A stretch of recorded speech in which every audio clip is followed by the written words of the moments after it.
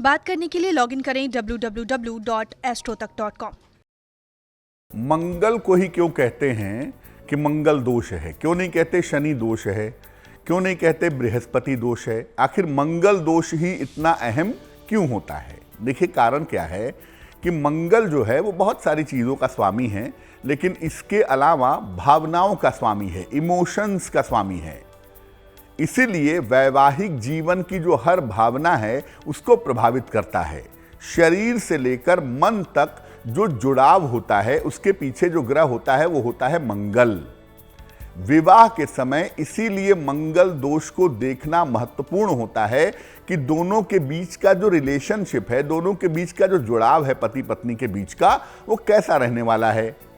मंगल जब कुंडली के कुछ विशेष भाव में बैठता है, कुछ खास खानों में बैठता है, तो इसे मंगल दोष कहते हैं। जैसे मंगल अगर कुंडली के लग्न में बैठे, चतुर्थ भाव में बैठे, सप्तम में, अष्टम में या द्वादश भाव में हो तो कुंडली मांगलिक कही जाती है। हालांकि दक्षिण भारत में द्वितीय भाव के मंगल को भी मंगलिक कहते हैं।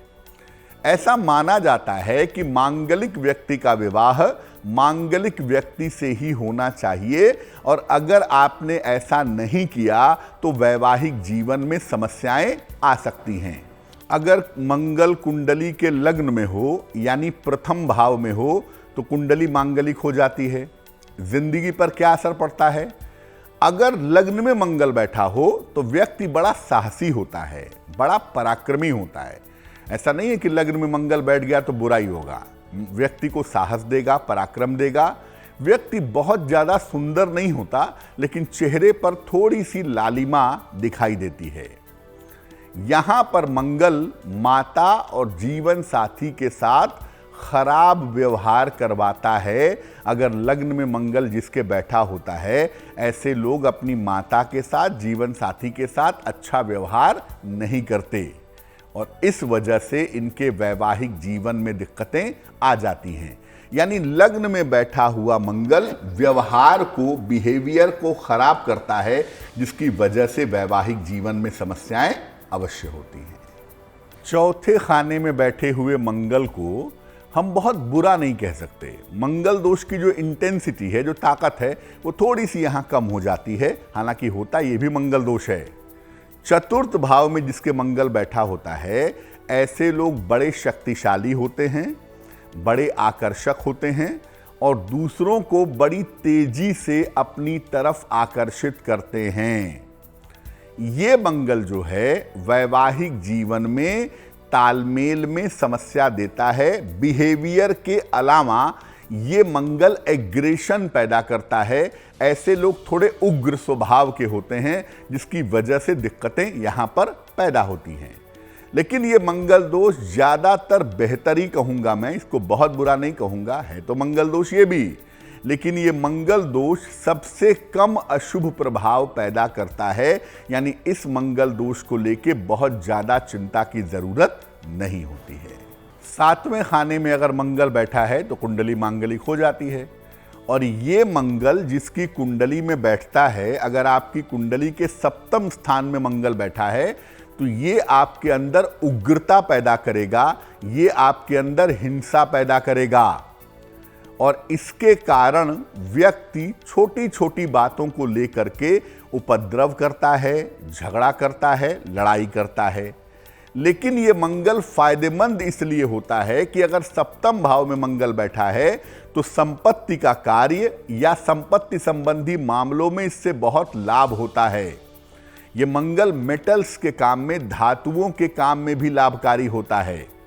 लेकिन अक्सर सप्तम भाव में अगर मंगल बैठा हो तो वैवाहिक जीवन में वायलेंस पैदा होता है, हिंसा पैदा होती है। पति पत्नी के बीच में बेवजह की मारपीट, फिजिकल वायलेंस होने की संभावना थोड़ी बढ़ जाती है।